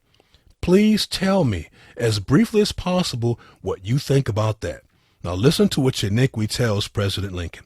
Quote, "My dear President," I answered, "it was just this strange story published about you which brought me here yesterday. I wanted to say a word about it, but you were too busy. Let me tell you that I wept as a child when I read that story for the first time. For not only my impression is that it is your sentence of death, but I have from the lips of a converted priest that it is in order to excite the fanaticism of the Roman Catholic murderers whom they hope to find sooner or later to strike you down. They have invented that false story of your being born in the Church of Rome and of your being baptized by a priest. They want by that to brand your face with the ignominious mark of apostasy. Ignominious means shameful. Do not forget that in the Church of Rome, an apostate is an outcast who has no place in society and who has no right to live. That's very important. The Jesuits want the Roman Catholics to believe that you are a monster, an open enemy of God and of his church, that you are an excommunicated man. For every apostate is ipso facto, by that very fact, excommunicated. I have brought to you the theology of one of the most learned and approved of the Jesuits of his time, Buzenbaum, who, with many others, say that the man who will kill you will do a good and holy work. More than that, here is a copy of a decree of Gregory VII, proclaiming that the killing of an apostate or an heretic and an excommunicated man, as you are declared to be, is not murder. Nay, that it is a Christian action.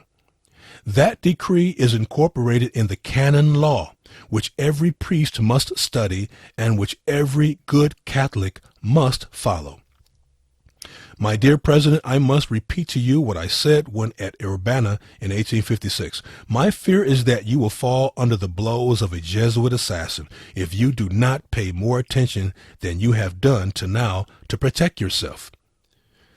Then he goes on to give these different examples of people and peoples who were killed by Jesuit assassins. I continue. When saying these things to the president, I was exceedingly moved. My voice was as choked, and I could hardly retain my tears.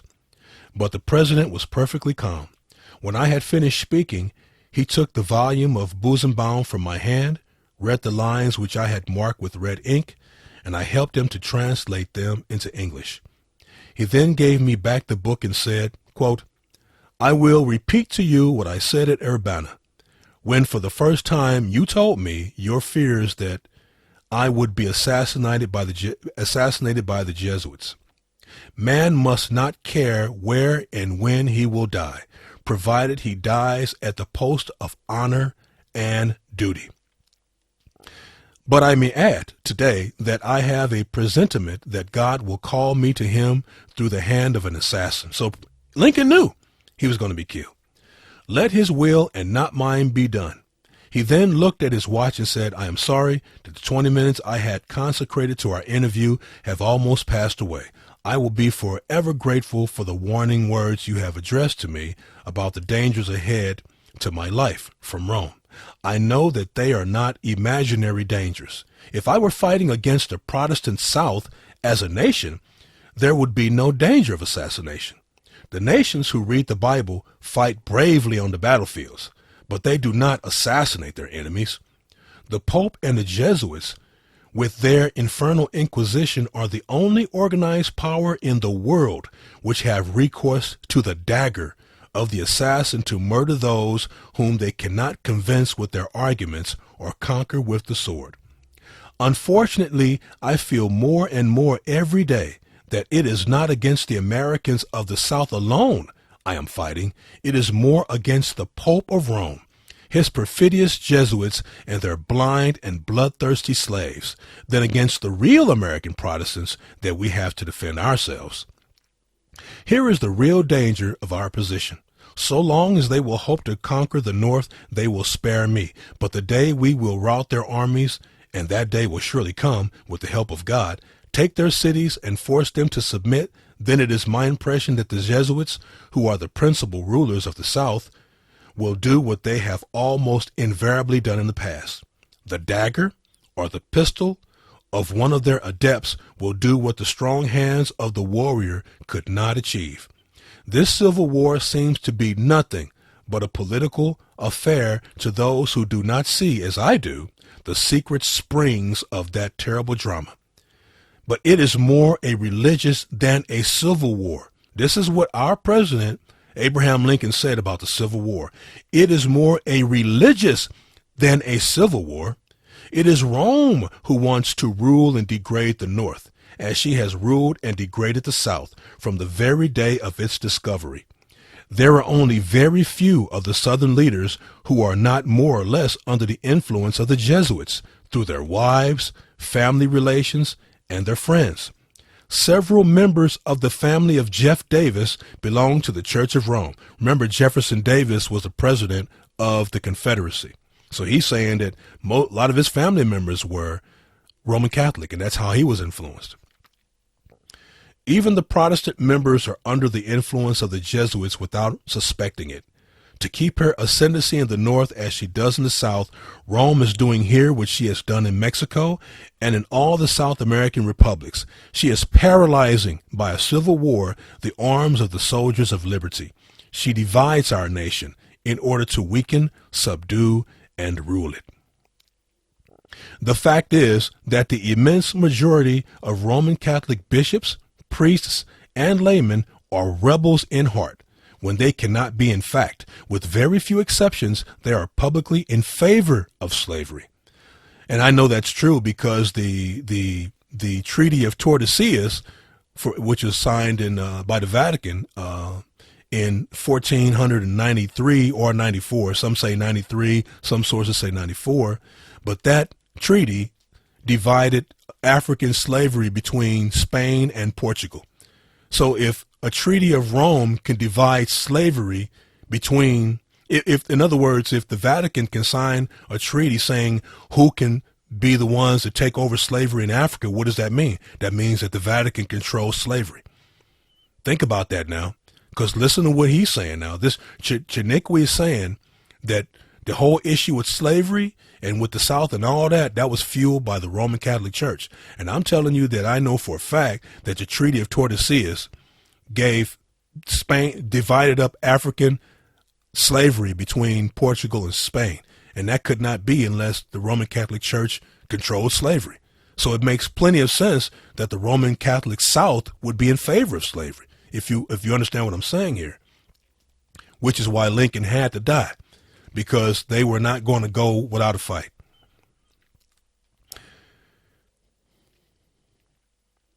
I understand now why, I continue.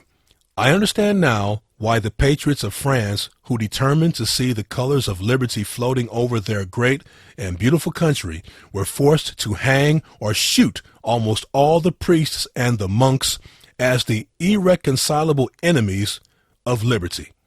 For it is a fact, which is now evident to me, that with very few exceptions, every priest and every true Roman Catholic is a determined enemy of liberty. Now, this came from the lips, according to Chiniquy, of President Abraham Lincoln. Does he sound like a vacillating president? No, he sounds pretty determined to me. He knows who his enemies are, and he's calling them out. He's saying, I know who did this. So no, he's not a vacillating president. And if everything that's been said by President Lincoln and written by Charles Chiniquy and Jack Chick and others, Dr. Alberto Rivera, that if these things that they're saying is true, then you can understand why why Rome hates the United States and hated President Lincoln, why he had to go, and why they hate his memory, and why they're teaching people, something completely false about the man, that he was trying to destroy his Christian testimony, and saying that the man, that he had no administrative skills, that he couldn't really run the government, and all these other things that I've read. You can understand now why they say these things. They hate Lincoln, and now you can understand why there's no Lincoln's birthday. We can celebrate Dr. Martin Luther King's birthday, but we can't celebrate the birthday of the man who made it possible for Dr. Martin Luther King to do what he did. You follow me? You see my point? That doesn't make any sense. Why celebrate a black man's birthday if you can't celebrate the birthday of the white man that gave him the right to do what he's doing, that made it possible for him to do what he did? Which is why since no one wants to celebrate Lincoln's birthday, I don't celebrate Dr. Martin Luther King's birthday at all. It just comes and goes for me. And you don't have to like that. It's just perfectly fine to me if you don't like that. But I've made a personal decision. I'm not celebrating until they name a holiday and call it Lincoln's birthday. I'm not celebrating Dr. Martin Luther King's birthday, which means I'll never celebrate Dr. Martin Luther King's birthday, because they'll never give President Lincoln, they will never celebrate his birthday. They did it and it went away. So that's enough about that. I continue. President Lincoln is still speaking. Quote, if the American people could learn what I know of the fierce hatred of the generality of the priests of Rome against our institutions, our schools, our most sacred rights, and our so dearly bought liberties, they would drive them away tomorrow from among us, or they would shoot them as traitors. But I keep those sad secrets in my heart. You are the only one to whom I reveal them, for I know that you learned them before me. The history of these last 1,000 years tells us that wherever the Church of Rome is, not a dagger to pierce the bottom. Let me read this again. I'm sorry. The history of these last 1,000 years tells us that wherever the Church of Rome is, not a dagger to pierce the bosom of a free nation. She is a stone to her neck and a ball to her feet, to paralyze her and prevent her advance in the ways of civilization, science, intelligence, happiness, and liberty. But I forget that my 20 minutes are long gone ago. Unquote. I'm going to skip a couple of pages. I continue on page 498. Quote, the next day, Lincoln kindly took me with him in his carriage when visiting the 30,000 wounded soldiers picked up on the battlefield of the 7 days battle of the Wilderness and the 30 days battle around Richmond, where Grant was just breaking the backbone of the rebellion. On the way to and from the hospitals, I could not talk much. The noise of the carriage rapidly drawn on the pavement was too great. Besides that, my soul was so much distressed and my heart so much broken by the sight of the horrors of that fratricide war that my voice was as stifled. The only thought which seemed to occupy the mind of the president was the part which Rome had in that horrible struggle. Many times Lincoln repeated, quote, this war would never have been possible without the sinister influence of the Jesuits. We owe it to popery that we now see our land reddened with the blood of her noblest sons.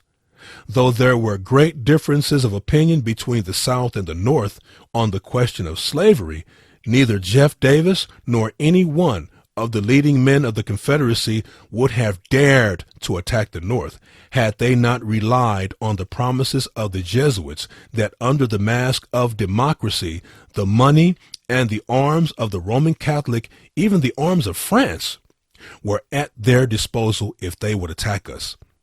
I pity the priests, the bishops, and the monks of Rome in the United States when the people realize that they are, in great part, responsible for the tears and the blood shed in this war. The later the more terrible will the retribution be. I conceal what I know on that subject from the knowledge of the nation. For if the people knew the whole truth, this war would turn into a religious war, and it would at once take a tenfold more savage and bloody character. Did you hear that? President Lincoln knew that this was a religious war, but he didn't tell anybody because he did not want it to become a war between the Protestants and the Catholics, because he knew that it would be a war of extermination. I mean, each side trying to murder everybody else on the other side. There would be no one left to enjoy the victory. So he just kept it to himself. I continue. It would become merciless as all religious wars are. It would become a war of extermination on both sides. The Protestants of both the North and the South would surely unite to exterminate the priests and the Jesuits if they could hear what Professor Morse has told me of the plots made in the very city of Rome to destroy this republic, and if they could learn how the priests, the nuns, and the monks which daily land on our shores under the pretext of preaching their religion, instructing the people in their schools, taking care of the sick in the hospitals, are nothing else but the emissaries of the Pope, of Napoleon, and the other despots of Europe to undermine our institutions, alienate the hearts of our people from our Constitution and our laws, destroy our schools, and prepare a reign of anarchy, here as they have done in Ireland, in Mexico, in Spain, and wherever there are any people who want to be free. Unquote. This is the president saying this, Abraham Lincoln. When have you been taught that he knew these things? I can tell you I've never been taught that Abraham Lincoln knew these things. One reason is because he never brought them up, because he didn't want the American people to know, what was really going on, because he did not want it to be turned into a religious war, because he's right. All religious wars are bloody wars. They really are. Everybody's thinking they're doing God's will. Oh, my goodness. Next, Chiniquy is going to talk about a letter that the Pope at that time wrote to about Jefferson Davis and the Confederacy. This is really important because it is a fact that the Vatican actually endorsed the Confederacy. That's a little known fact. Everyone doesn't know that. I came into that knowledge a few years ago, that the Vatican, of course, did not back the Union. It backed the Confederacy. And this is what this letter was about. Apparently, the Pope at that time wrote a letter and put it in all the Catholic newspapers where he backed the Confederacy, and President Lincoln wants to know what's the big deal about that. Why is that important? And Chiniquy's going to tell him basically that's your death sentence. I continue on page 499. Quote, 25 minutes later, the president had returned with his face flushed with joy. Glorious news! General Grant had again beaten Lee and forced him to retreat toward Richmond, where he will have to surrender before long. Grant is a real hero, but let us come to the question I want to put to you. Have you read the letter of the Pope to Jeff Davis, and what do you think of it? Chiniquy says, My dear President, I answered. Chiniquy says, My dear President, I answered, it is just that letter which brought me to your presence again, the day before yesterday. I wanted to come and see you from the very day I read it, but I knew you were so overwhelmed with the affairs of your government that I would not be able to see you. However, the anxieties of my mind were so that I determined to go over every barrier to warn you again against the new dangers and plots which I knew would come out from that perfidious letter against your life. That letter is a poisoned arrow thrown by the Pope at you personally, and it will be more than a miracle if it be not your irrevocable warrant of death. Before reading it, it is true that every Catholic could see by the unanimity, I said it right the first time, unanimity of the bishops siding with the rebel cause, that their church as a whole was against this free republican government. However, a good number of liberty-loving Irish, German, and French Catholics, following more the instincts of their noble nature than the degrading principles of their church, enrolled themselves under the banners of liberty, and they have fought like heroes. To detach these men from the rank and file of the northern armies and force them to help the cause of the rebellion became the object of the intrigues of the Jesuits. Secret and pressing letters were addressed from Rome to the bishops, ordering them to weaken your armies by detaching those men from you. The bishops answered that they could not do that without exposing themselves to be shot, but they advised the Pope to acknowledge at once the legitimacy of the Southern Republic and to take Jeff Davis under his supreme protection by a letter which would be read everywhere. That letter then tells logically the Roman Catholics that you are a bloodthirsty tyrant, a most execrable being when fighting against a government which the infallible and holy Pope of Rome recognizes as legitimate.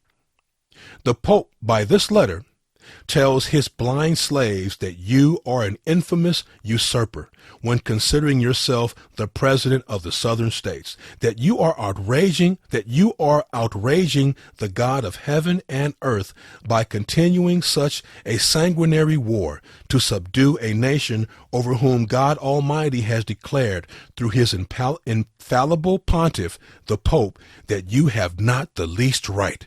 That letter means that you will give an account to God and man for the blood and tears you caused to flow in order to satisfy your ambition.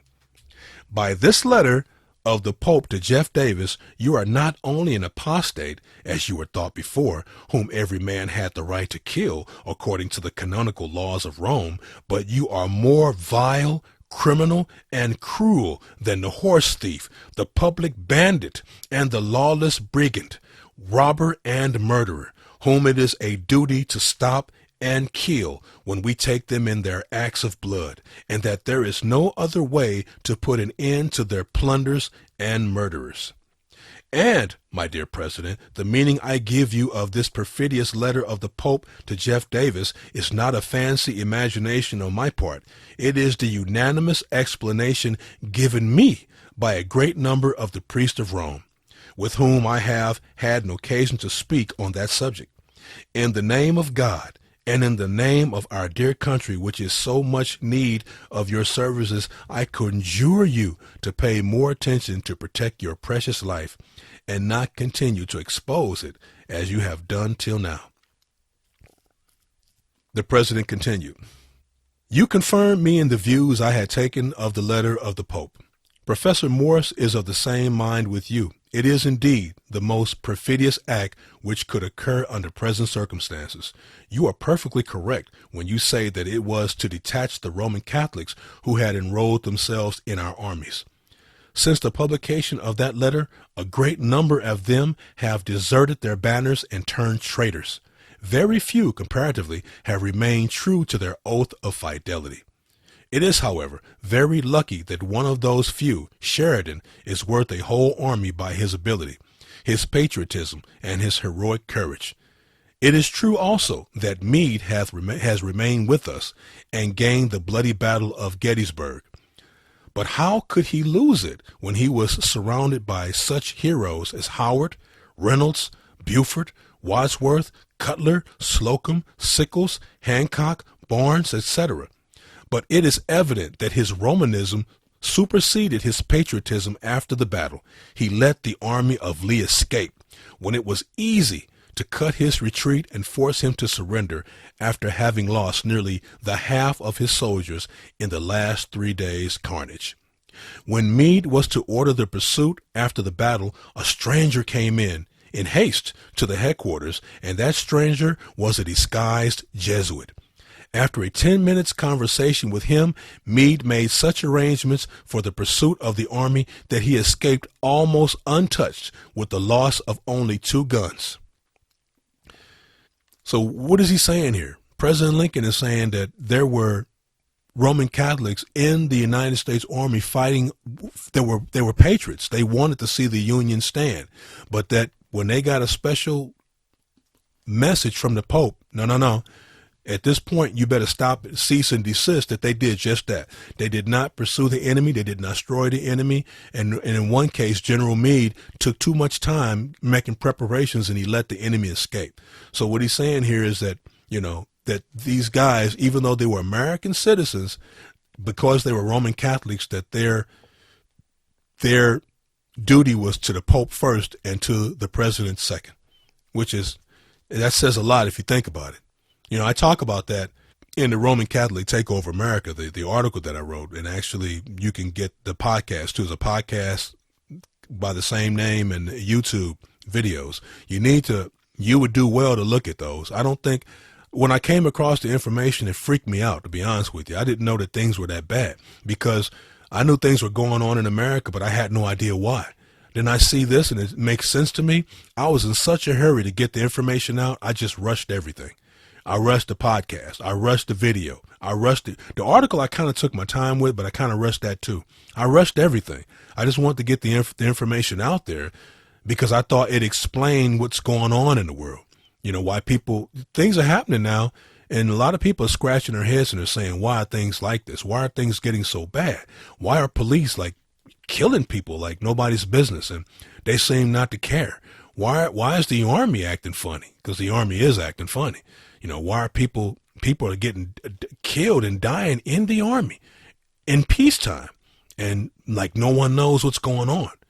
Okay, things are just going on that don't make any sense, but it makes plenty of sense if you think about it in context of the Roman Catholic takeover of America. It makes plenty of sense. Something's going on.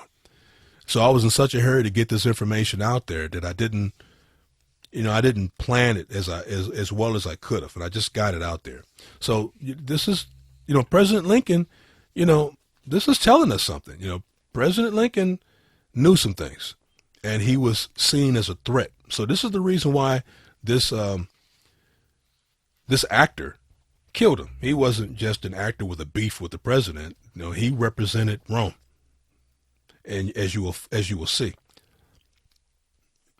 Lincoln continues his conversation with Chiniquy. Quote, "You are not the first to warn me against the dangers of assassination. My ambassadors in Italy, France, and England, as well as Professor Morse, have many times warned me against the plots of the murderers which they have detected in those different countries." As a matter of fact, Samuel Morse actually wrote a book called Conspiracies Against the Liberties of the United States. It was written in 1834 by Samuel Morse. We never hear about that. We just know that he invented the telegraph and he invented Morse code. But he actually wrote a book called Conspiracies Against the Liberties of the United States. He wrote it in 1834. How many of you know anything about that book? I don't. That's the first time I ever heard anything about it.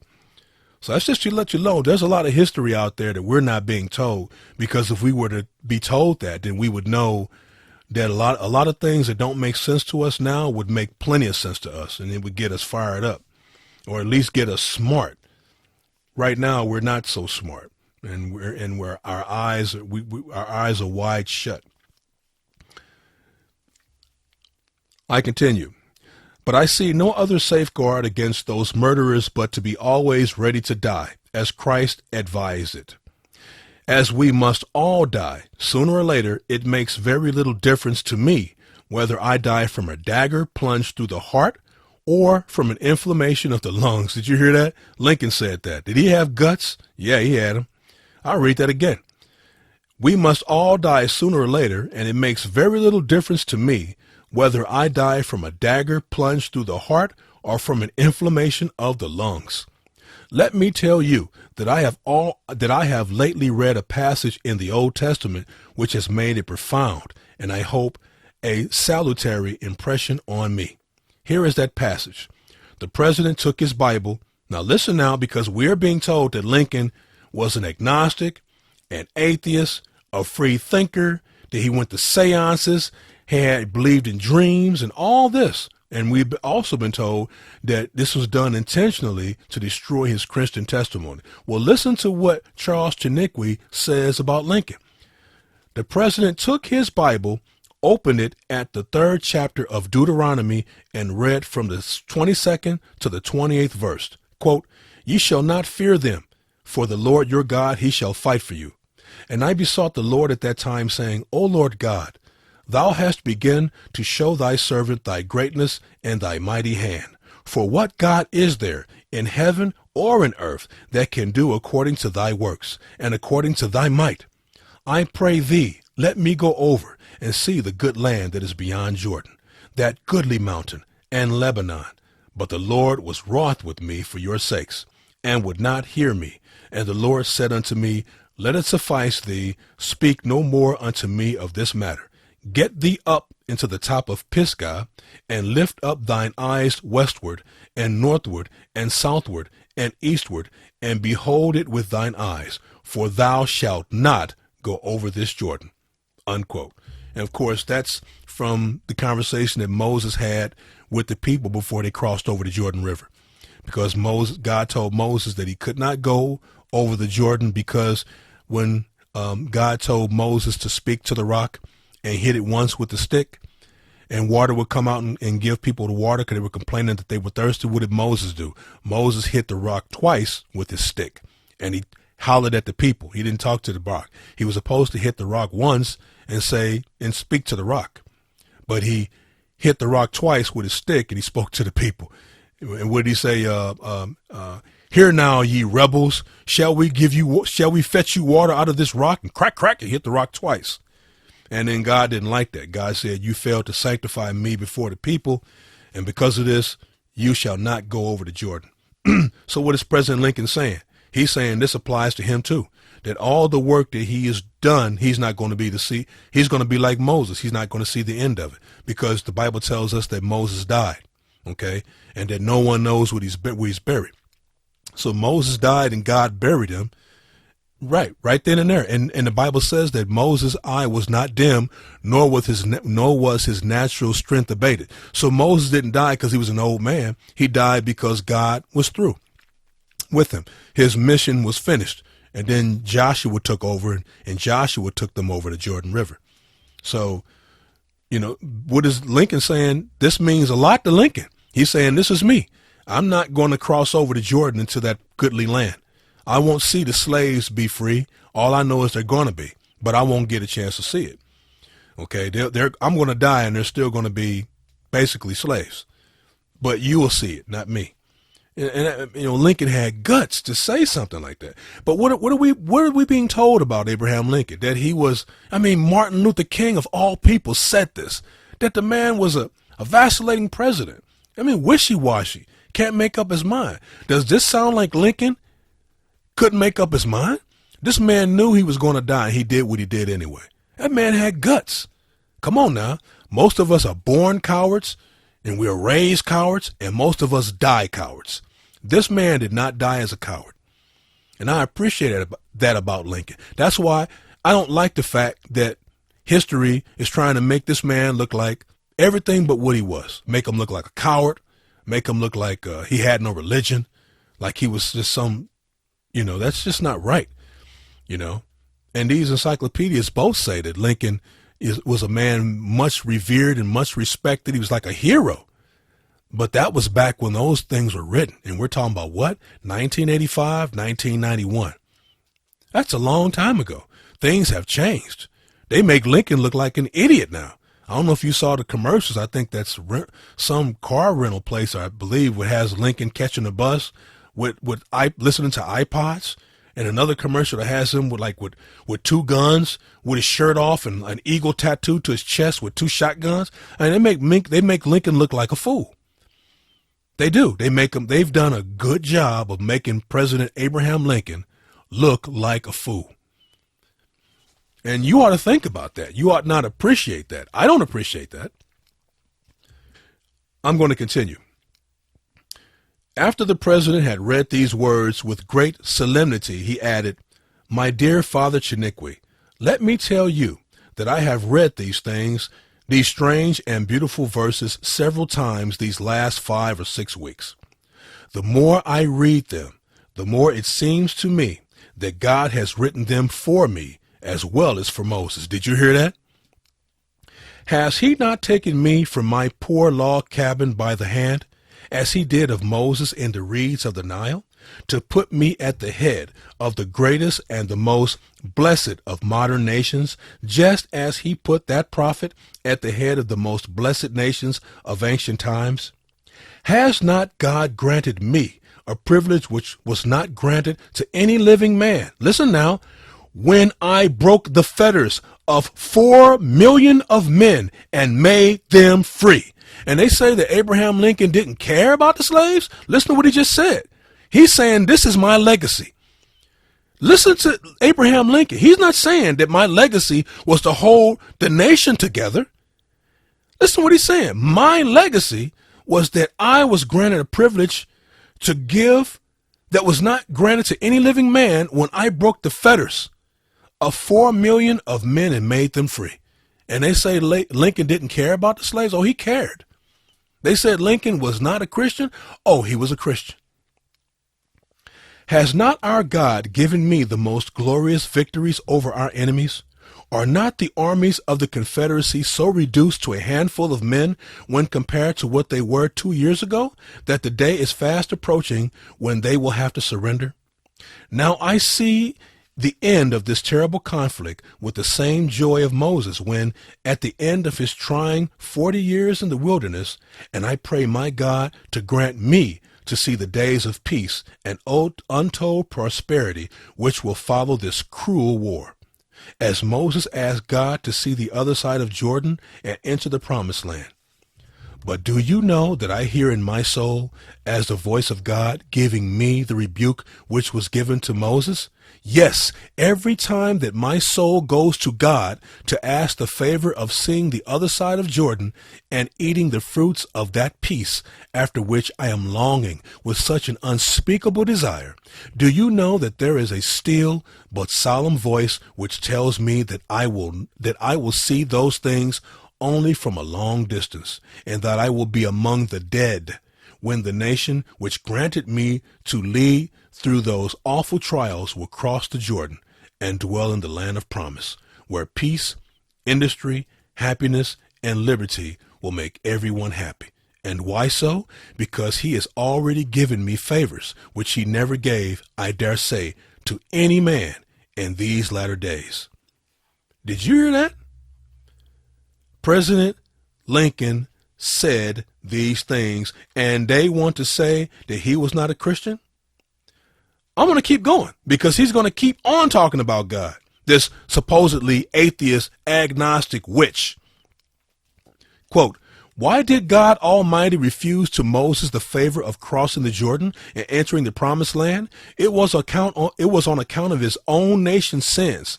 That law of divine retribution and justice by which one must suffer for another is surely a terrible mystery.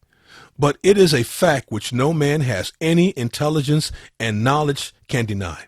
Moses, who knew that law, though he probably did not understand it better than we do, calmly says to his people, 'God was wroth with me for your sakes.'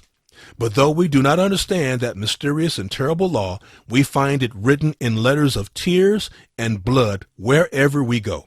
We do not read a single page of history without finding undeniable traces of its existence. Where is the mother who has not shed tears and suffered real tortures for her children's sake? Who is the good king, the worthy emperor, the gifted chieftain, who have not suffered unspeakable mental agonies or even death for their people's sake? is not our Christian religion. I'm going to say that again. This is Lincoln now, who they say was a witch or an atheist or an agnostic or a free thinker. Listen to what he says. Is not our Christian religion the highest expression of the wisdom, mercy, and love of God? But what is Christianity if not the very incarnation of that eternal law of divine justice in our humanity? When I look on Moses alone, silently dying on the Mount Pisgah, I see that law in one of its most sublime human manifestations, and I am filled with admiration and awe. But when I consider that law of justice and expiation in the death of the just, the divine Son of Mary, on the mountain of Calvary, I remain mute in my adoration. The spectacle of that crucified one, which is before my eyes, is more than sublime. It is divine. Moses died for his people's sake, but Christ died for the whole world's sake. Christ died for the whole world's sake. Both died to fulfill the same law of the divine justice, though in a different measure. Now would it not be the greatest of honors and privileges bestowed upon me if God, in his infinite love, mercy, and wisdom, would put me between his faithful servant Moses and his eternal Son Jesus, that I might die as they did for my nation's sake? My God alone knows what I have already suffered for my dear country's sake. But my fear is that the justice of God is not yet paid.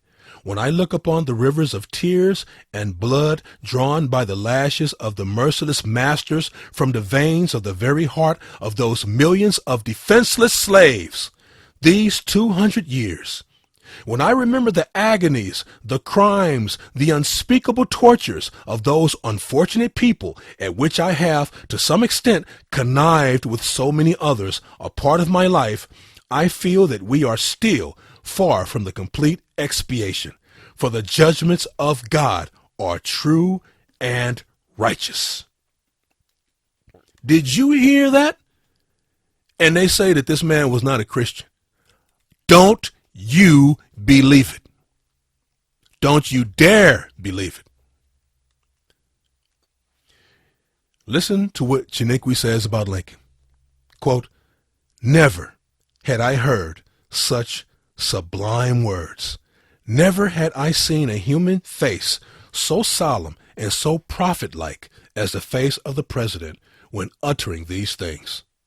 Every sentence had come to me as a hymn from heaven, reverberated by the echoes of the mountains of Pisgah and Calvary. I was beside myself. Bathed in tears, I tried to say something, but I could not utter a word."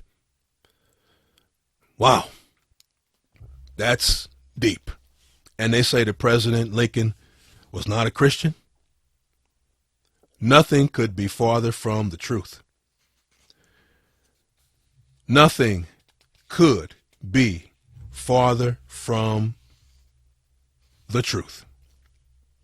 Now, I was going to read more. I don't want this to go. We're at 2 hours now. I don't know if I want to go much farther than that. To read some of the things that was said about Abraham Lincoln. They're just so great, but I could just keep going on, and we don't have time for all that. But I will say this. Let me read this. This is, again, on the subject of slavery. Listen to what Lincoln says. Quote, "I know I am right because I know that liberty is right, for Christ teaches it, and Christ is God. I have told them that a house divided against itself cannot stand, and Christ and reason say the same thing, and they will find it so. Douglas does not care whether slavery is voted up or down, but God cares, and humanity cares, and I care. And with God's help, I will not fail. I may not see the end, but it will come, and I shall be vindicated, and those men will see that they have not read their Bible right. Does it not appear strange that men can ignore the moral aspect of this contest? A revelation could not make it plainer to me that slavery or the government must be destroyed. The future would be something awful as I look at it, but for this rock on which I stand, alluding to the gospel book he still held in his hands, it seemed as if God had borne with slavery until the very teachers of religion had come to defend it from the Bible and to claim for it a divine character and sanction. And now the cup of iniquity is full, and the vials of wrath will be poured out. Unquote.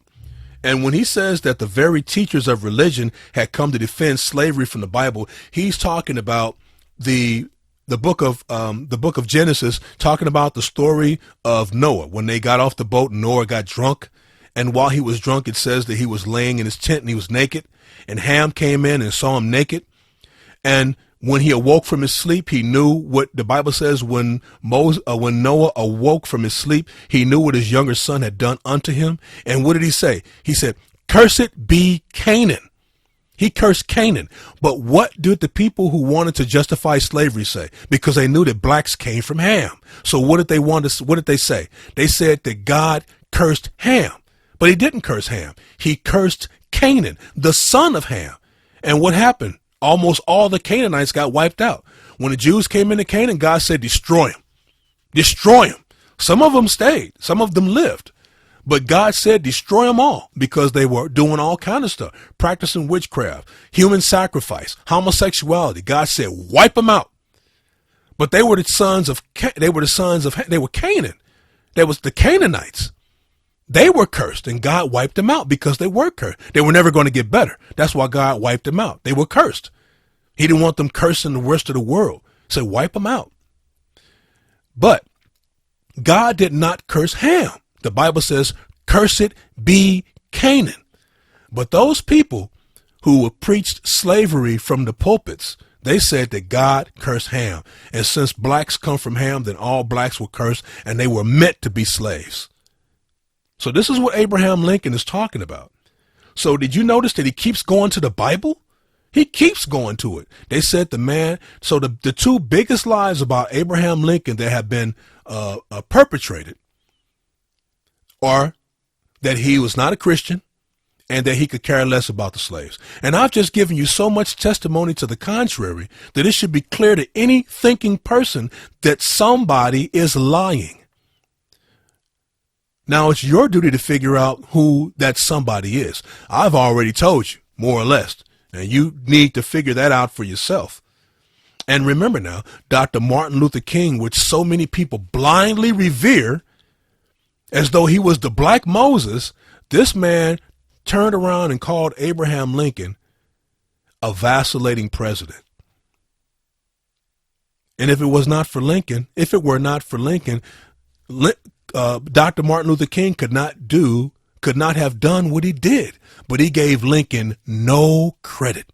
And that's the sign of a false prophet. And I hate to go that far, but I'm telling you, what gets me upset when I think about Dr. Martin Luther King is that he gave no credit to King. He gave no credit to Lincoln whatsoever. And the sign of a prophet, a good prophet, he always gives credit to those who came before.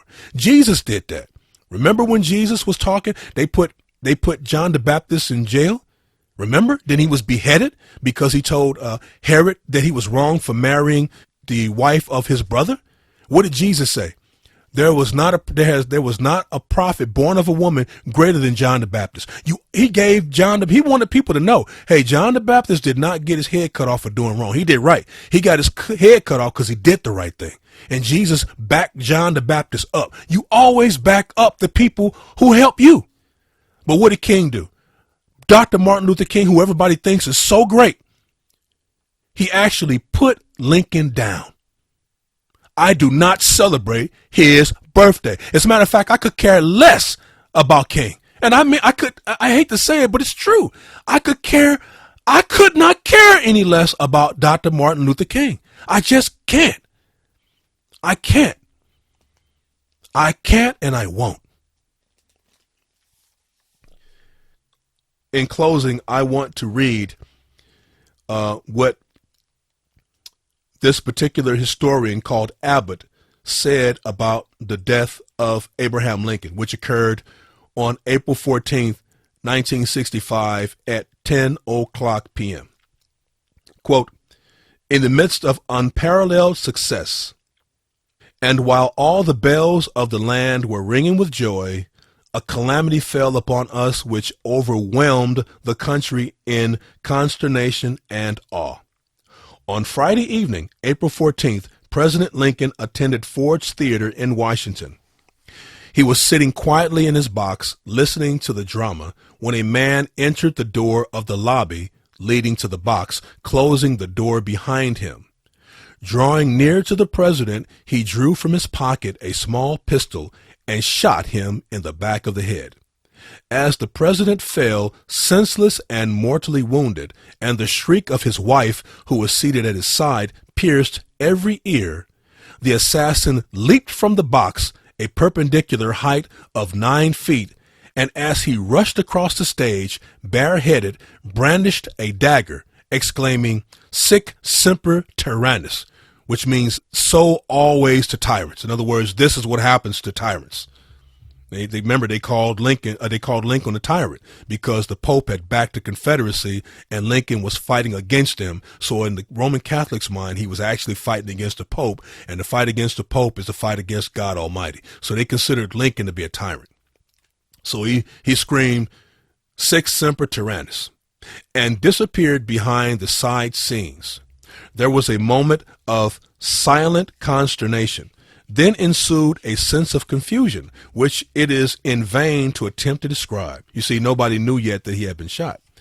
The dying president was taken into a house nearby and placed upon a bed. What a scene did that room present! The chief of a mighty nation lay there, senseless, drenched in blood, his brains oozing from his wound. Sumner, Farwell, and Colfax, and Stanton, and many others were there, filled with grief and consternation. The surgeon, General Barnes, solemnly examined the wound. There was silence as of the grave. The life and death of the nation seemed dependent on the result. General Barnes looked up sadly and said, "The wound is mortal." "Oh, no, no, General, no, no," cried out Secretary Stanton, and sinking into a chair, he covered his face and wept like a child. Senator Sumner tenderly held the head of the unconscious martyr. Though all unused to weep, he sobs as though his great heart would break. In his anguish, his head falls upon the blood-stained pillow, and his black locks blend with those of the dying victim, which care and toil has rendered gray and which blood has crimsoned. What a scene! Sumner, who had lingered through months of agony, having himself been stricken down by the bludgeon of slavery, now sobbing and fainting in anguish over the prostrate form of his friend, whom slavery had slain. This vile rebellion, after deluging the land in blood, has culminated in a crime which appalls all nations. Noble Abraham, true descendant of the father of the faithful, honest in every trust, humble as a child, tender-hearted as a woman, who could not bear to injure even his most envenomed foes, who, in the hour of triumph, was saddened lest the feelings of his adversaries should be wounded by their defeat, with charity for all, malice towards none. Endowed with common sense, intelligence never surpassed, and with power of intellect which enabled him to grapple with the most gigantic opponents in debates, developing abilities as a statesman which won the gratitude of his country and the admiration of the world, and with graces and amiability which drew to him all generous hearts, dies by the bullet of the assassin. Unquote. And it goes on to say this, and I must say this. But who was that assassin? Booth was nothing but the tool of the Jesuits. It was Rome who directed his arm after corrupting his heart and damning his soul. Unquote. So there you have it. You want to know why Lincoln died? You want to know why this actor shot and killed the president? You have to wonder why an actor would have anything against the president, right? unless the president gave him a bad review. Why would an actor want to kill the president of the United States? And why would he do it? I'm sure a lot of people want to kill presidents, but I mean, not only does it take guts to do it, but you got to really hate the person that represents the nation. You know, you hate him so much to take him out like that. That's pretty bad. That's pretty cowardly, if you ask me. It takes a coward to do that. Shoot him in the back of the head instead of giving him a gun and say, stand up with me and let's have a duel. Sneak up and shoot him in the back of the head. But that's how it normally works out, doesn't it? My broadcast is about to come to an end because I'm running out of space on my recorder. So I've said what I have said about the President of the United States, the 16th President of the United States, Abraham Lincoln, and I hope that I've given you food for thought. And I hope that you have a lot more reverence for the man than you had before this program started. So I thank you so much for joining me for the Gospel, Light, and Truth Crusade. And until next time, saints, be encouraged and look up, for your redemption draweth nigh.